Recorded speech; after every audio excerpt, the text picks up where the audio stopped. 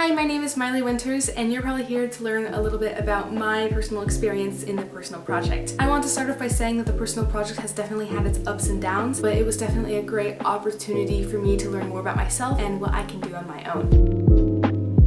When we first started the personal project, the first thing that we did was come up with ideas for our topic. Recently, I have becoming increasingly interested in psychology and how our brain works, so I knew that I wanted to do something around that. When I was thinking about topics, I came across an article about a neuroscientist who discovered that he was a psychopath, but he wasn't violent in any way. I started to become more interested in this and why this neuroscientist wasn't your typical, stereotypical psychopath. This led me to ask more questions such as, why did I automatically assume that this man was a criminal? Or are all psychopaths like this man, or is he a rare case? But then I started thinking about famous horror films with psychopaths and wondering if their portrayal of psychopaths could have affected our world's perspective on psychopaths.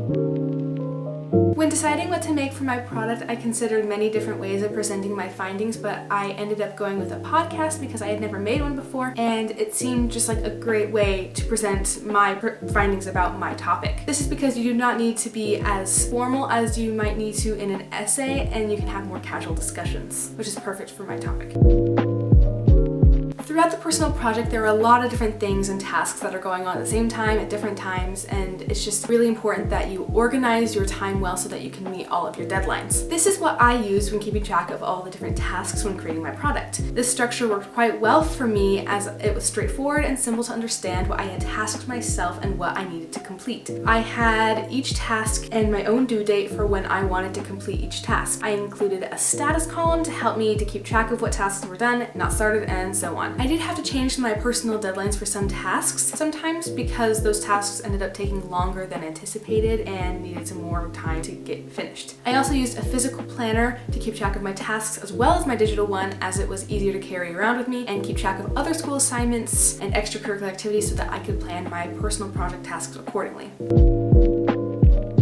Towards the middle of my project, I came across a couple bumps in the road. At the beginning of my project, I had originally chosen to compare fictional psychopaths in different horror films to how a real psychopath would act. However, after deciding that, I realized that watching the horror films I would need to watch, such as The Shining and The Psycho, made me very uncomfortable, mostly due to anxiety around gore and suspense. I had to make informed choices about my personal viewing experiences and slightly changed my direction, which led me to find and analyze a specific character from a family-friendly film. It was difficult for me to find multiple family-friendly films that both had psychopathic type characters without the suspense and gore. So I ended up focusing on a single film, choosing Cruella de Vil from the new Disney film Cruella. When I first watched this movie, I was in the process of trying to find an alternative to watching horror movies when I realized, based on my previous research and knowledge base, that the main character, Cruella, exhibited many traits that the majority of psychopaths have, such as narcissism, impulsivity, and lack of empathy. I decided that I would analyze Cruella and why I thought that she could be a psychopath based on my research.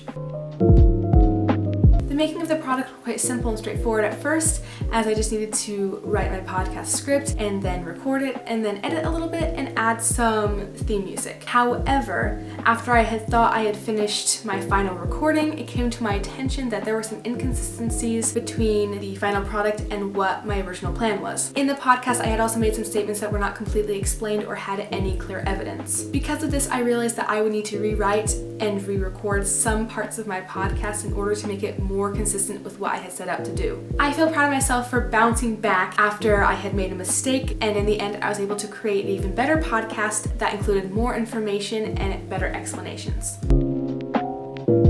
Before starting this project, I had never done a big project like this before, and it was a little bit intimidating. But as I went along, it got easier and I understood more about it. This project had also helped me to learn more about making mistakes and how to fix those mistakes and how to manage my time, and also understanding the value of hard work. If I were to do this project over again, I would always choose the more difficult option instead of taking the easy way, because there were a couple of times where I had opted for an easier direction, but in the end it did not make things any easier. Doing the most difficult part first allows you to get the difficult parts over and done with, so then you just have the easy parts left over. An example of this is when I had to rewrite and re-record parts of my podcast. In the end, I'm very proud of myself for being able to complete this project, even though it got very difficult sometimes. And I hope you enjoyed this video, and thank you for watching.